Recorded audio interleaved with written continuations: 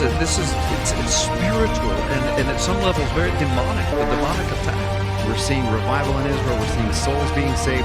It's all connected together. And that's why the enemy doesn't want the people in the world to know this. Shalom, I'm Messianic Rabbi Porat. And I'm Pastor Carl Gallups. And today we're going to be speaking about a very controversial subject, Pastor Carl, which is replacement theology. Yeah, and another word that is used that you might see on the internet is supersessionalism, and it's the same thing as replacement theology. Yeah. In general, it's an attack against Israel, it's an attack against every single believer, and it's an attack against Yeshua. Yeah. No, it is. And what it basically says is that now that the church is born, that replaces Israel and the promises that God gave to Israel, and now the church receives all of the promises of Israel. And basically, it doesn't matter if Israel exists or not. It's something like that. Different people have different interpretations, but that's basically what it says. Well, it doesn't matter what people say, it matters what the Bible says. Exactly. And what does the Bible say in context? The Bible says in context that God used the Israelites to bring forth the gospel, to bring forth the Torah, to bring forth the Word of God. Right. The Bible says not because Israel was great or not because they were special. The Bible says in Deuteronomy chapter 7 that God chose Israel because they were the least. Yeah. In order to show His glory. His power. In order to show that we're small people with a big God. That's right. So that's why He chose the nation of Israel. That's right. And through the nation of Israel, the prophets, King David, Paul, Mark, Matthew, Luke, John, Zechariah, all these prophets, everybody came through Israel. And finally our Messiah, Yeshua, who was an Israelite. Right. And so right now, because we're living in the time of Revelation 12:12, which basically says, woe to the earth and the sea because the devil has gone down. He is filled with fury because he knows his time is short. Right. All these so-called replacement theologies and attack against Israel are popping up even more and more. Anti-Semitism. This is what it's all about. It's all about a battle against Israel and a battle against the gospel. And I always like to ask this question. If Satan knew that Israel would not bring forth the gospel, would he attack Israel? No. And the answer is no. So what's the true agenda here? The true agenda is an attack against the gospel. And if you're born again, if you believe that Yeshua, Jesus, died on the tree on the cross for your sins, and He rose on the third day, then you are part of Israel. You are spiritually Israel. What Paul speaks about in Ephesians chapter 2, what he speaks about in Galatians. Galatians chapter 3 times. In Galatians chapter 6, ending it with the true Israel of God. And he's already said that's Jew and Gentile who are under the blood of Yeshua, which is the body of Yeshua, the body of Christ. You can call it the church. I really don't like that word when we have this discussion because people think of institutions and a building and a denomination. Well, the word church is not in the Bible. The word congregation is in the Bible. Yeah, ecclesia. And even the word synagogue is just a Greek word that means a gathering of people. But the bottom line is, we know what they're thinking and what they're saying. They're basically saying the promises that belong to ancient Israel no longer exist. Now they belong totally to the church. And that is not contextually accurate. And let me just tag on to what you said, that no, it was the Hebrew people and Israel that God ordained to bring the Word of God, the prophets of God, the prophecies of God, to at the birth of Israel comes through all of that. But more importantly, the birth of Messiah. Unto us a son is born, unto us a child is given, unto us. Well, what they meant by that was primarily into the Hebrew people through the nation of Israel, but it also to the world, unto us the world, but starting with unto us the woman, Revelation 12 says, which is Israel. It gives birth to the Messiah, and Satan's there ready to devour the child, and he never could. So now we're in the very prophetic days, the last days, when he's attacking the woman and attacking those that hold to the testimony of Jesus Christ, and those two go together. Paul in Romans 11 talks about the olive tree, and that represents Israel, the Old Testament. Jeremiah chapter 11 says, Israel, I called you a green olive tree.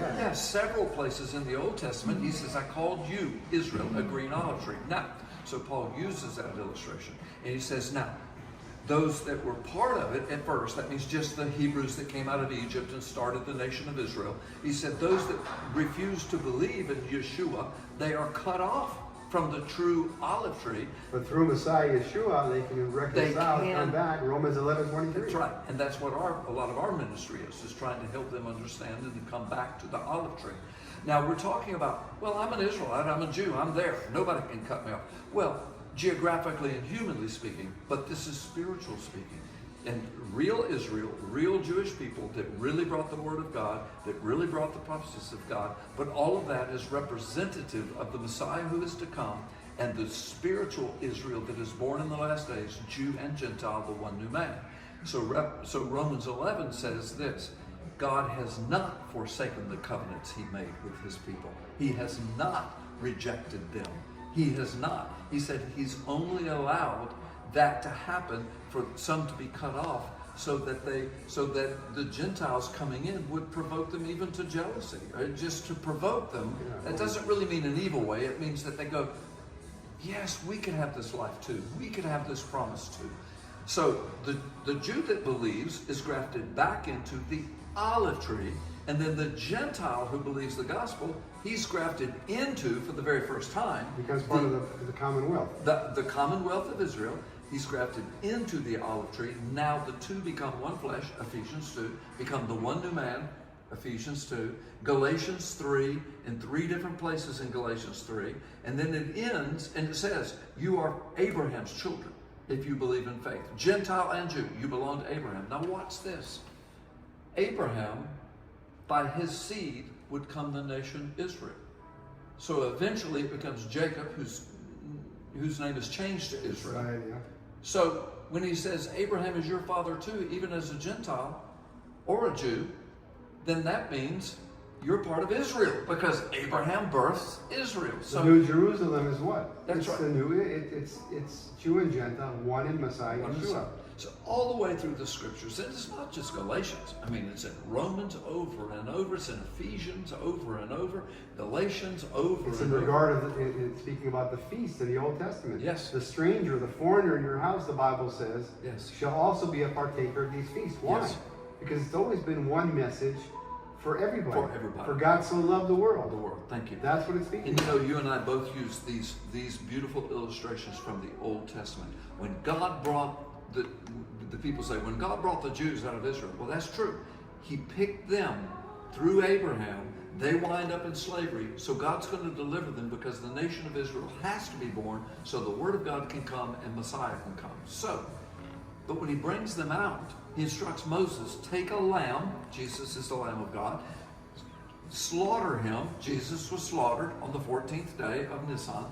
Take his blood and put it, and he didn't say in the shape of a cross, but that's what it is. Put it on the doorpost, put it on the lintel, and it comes from the basin or the threshold below. It's the shape of a cross, and then you have to go through that door, and whoever goes through that door, under that blood, under that cross shape, Shall be saved. eats of the lamb, shall be saved from the wrath that's coming. Whether it's Egyptian or whether it's an Israeli household. That's If an good. Israeli household would apply the blood, they would be saved. That's right. If an Egyptian household would have applied the blood, they would have been saved. Or- it's a message for all nations. Or if an Egyptian came into a Jewish household, that was under that blood. Or if a Jew was going into the Egyptian household under that blood, and it was all because of the wrath that was coming, but the salvation was under the blood of the Lamb. It's in the shape of a cross. Amen. Now, Exodus 12 talks about when they came out, it says there were 600 and something thousand able-bodied men, not counting women and children, which meant there was a million and a half people, women, children, not able-bodied men, not able-bodied women, and not able-bodied- just Israelites. and not, then it goes on to say in that same Exodus 12, and besides that, uncountable multitudes from the nations, who So it's also, always been that Jew message. and Gentile, So from this- there you know, started. What really strikes me, Pastor Carl, is one thing you and I have learned over the years is no matter how much we learn, we realize how much we don't know. Yeah. But this replacement theology is not that. This is a deliberate act of rebellion against God's word. This is an attack against God's word. It's a doctrine of a demon. It's a doctrine of this is not just a misunderstanding. Yes. If you're born again, if you believe that Yeshua is the Messiah, then you know that this is wrong. In your heart. In your heart. You know it, this is wrong in your heart. Yeah. The Bible says, do not grieve Yeah. the Holy Spirit. That's This right. grieves the Holy Spirit. It grieves the Holy Spirit because over and over and over, by the time we get to the New Testament and Yeshua has gone to the cross, risen from the dead, Paul writes, he's one of the most famous rabbis the world has ever known. He writes half the New Testament. And over again, he said, Jew and Gentile, under the blood, you are together, the true Israel, the spiritual Israel. You together are the children of Abraham, the children of Abraham, the children of Abraham. I'm pointing at the passage in Galatians. And then chapter 6 where he says, whether you're circumcised or uncircumcised, that's a way of saying Jew or Gentile, you are the Israel, the true Israel of God. So to attack Israel, to be anti-Semitic and to attack Israel, say from the river to the sea, destroy them, or the church replaces Israel, that's just as nasty, that's just as anti-Semitic. And to say that, you are, first of all, calling God's word a lie. Second of all, you're saying what Jesus died on the cross was not for all. You're taking the blood of Yeshua for granted. You're taking the blood, you're trampling on the blood of Yeshua, which Hebrews talks about. And he says, if you continue to do that and don't turn back, there's no forgiveness for that. Hebrews says that. So to say this is just total perversion or twisting of the scripture and the word of God and what Jesus Let's died call it for. what it is in Hebrews. It's Yeah. Hilul Dvar It's Adonai. apostasy. It's blasphemy of the word of God. It's apostasy, yeah, blasphemy. So the point is, we're not speaking to individuals now. We're not disparaging individuals, because I know people get into stuff and then they realize it's wrong and they come out, and we're praying for that. All we're saying is this teaching is a lie from Satan. It does not match the scriptures in any way people want to cut it. It does not match it. And then Romans 11 is clear. God has not revoked his promises. And how about the ministry of Yeshua in the book of Matthew? Who is Yeshua? Yeshua is God. Absolutely. And Yeshua walked in the flesh in his ministry. The context of Matthew 5 is Yeshua sharing with his disciples, sharing with the people before he went to the cross. And what did he say? He said in Matthew 5:17, verses 17 to 19, do not think that I came to abolish the law or the prophets. No, I came to fulfill them. And so that includes also every single word of the Bible. So who is man to come and replace what Yeshua said? Right. Cannot be replaced. He It's said, irrevocable. You continue to read it, and it says, not a dot will be missing from the word of God. That's right. Not a dot. And then you go to the book of Revelation, the book of Galut, and it says, blessed are all who reads the prophecy of this book. Is that speaking only about the prophecy of Revelation? No. Right. It's speaking also from Genesis to Revelation. Why? Right. Because the book of Galut, the book of Revelation, is not in chronological order. It goes back to the book of Genesis, it goes back to the book of Deuteronomy. And so for that reason, when it says 2 times you are blessed are those who read the prophecy of this book, he's telling you Genesis to Revelation. What does the book of Genesis say? The book of Deuteronomy says, it says, do not add or subtract from my words. Yes. What does the Bible say in the book of Revelation? Same thing. Do not add and do not subtract. Yes. So if you're believing in this replacement theology, you are not only wrong, you're going against the Word of God, you're taking off the Word of God, and that's a dangerous place to be. And you're doing both. You're adding truth. You're adding what you're calling the new truth, and you're subtracting what God says plainly in his Word. So You're there are adding and subtracting. plenty of Bible verses that say that you're going to perish. My people are destroyed for lack of knowledge. Yeah. So this is a very dangerous teaching. It was very important for us to bring this out today once again. Yeah. Because as we get closer to the second coming of Jesus Yeshua, and the attacks in Israel are going to increase, we're going to hear more and more of this nonsense.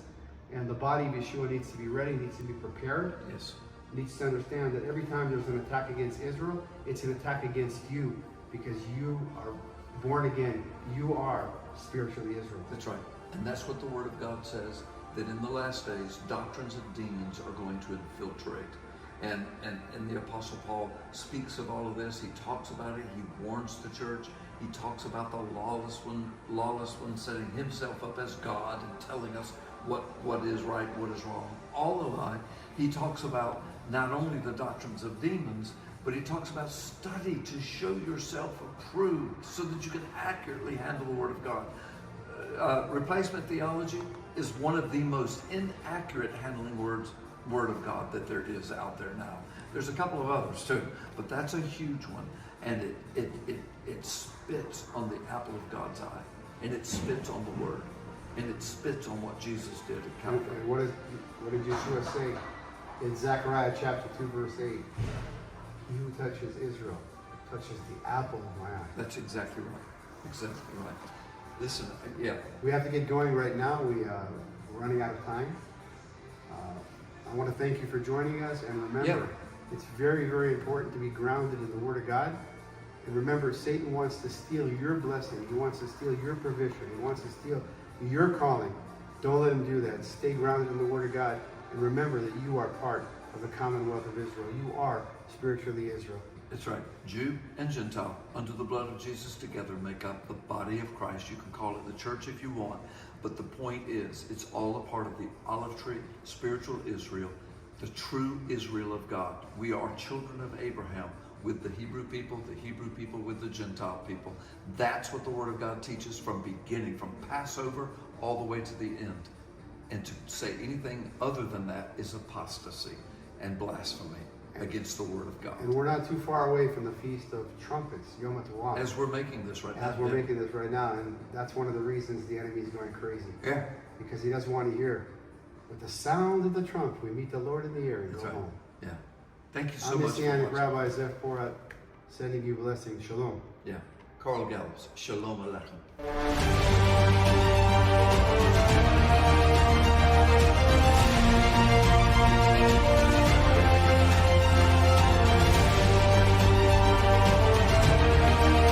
It's spiritual and at some level very demonic, the demonic attack. We're seeing revival in Israel. We're seeing souls being saved. It's all connected together. And that's why the enemy doesn't want the people in the world to know this.